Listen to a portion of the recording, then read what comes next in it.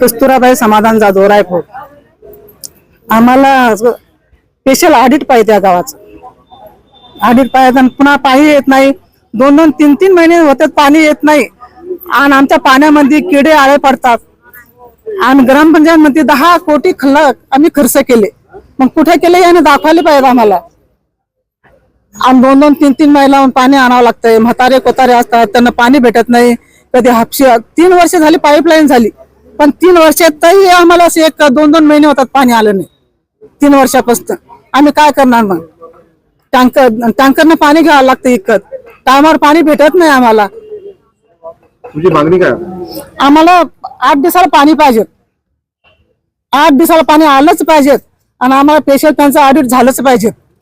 मैं मोहम्मद एजाज राना रायपुर। देखो, हमारे गांव में पिछले कुछ सालों से 10 कोटी के आसपास पैसे शासन ने खर्चा करी। जल जीवन मिशन योजना 4 कोटी 25 लाख, महाजल योजना 3 कोटी 37 लाख और ग्राम पंचायत ने जवरपास 2 कोटी रुपए खर्चा करे पानी के ऊपर। बाकी आज तक हमारे गांव को 10 थेम पानी नहीं है। ये 10 कोटी रुपए खर्चा कहाँ पर हुए, कैसा हुए, ये हमारी डिमांड लेकर हम लोग गवर्नमेंट के पास में, यहाँ पर सीओ साहब के पास में, कार्यकारी अभियंता, पानी पुरवठा विभाग, इनके पास में ये सब महिलाओं को लेकर यहाँ आए कि उसका चौकसी लगाकर हमारे गांव को पानी दो। हम पानी के लिए बहुत तरसते हैं।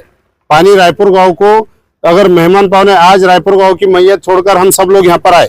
वहां पर एक नौजवान लड़के ने आज फांसी लिया, वो फांसी लिया तो उसके वहां पर 50 गांव से मेहमान आए, उनको पानी हमने देना कहाँ से? पानी रायपुर गांव में नहीं है, वो सब मैयत को छोड़कर ये सब लोग यहाँ पर आए हुए हैं। तो मैं कृपया विनंती करता सीओ साहब से और कार्यकारी अभियंता साहब से कि हमारे गांव को पानी दिया जाए।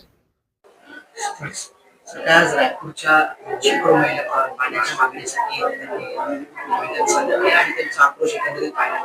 काय प्रशासनाची वास्तविक पाहता त्या गावामध्ये ज्या जुन्या योजना आहेत त्या पूर्ण बंद पडल्या आहेत, त्यांच्या जुनी योजना।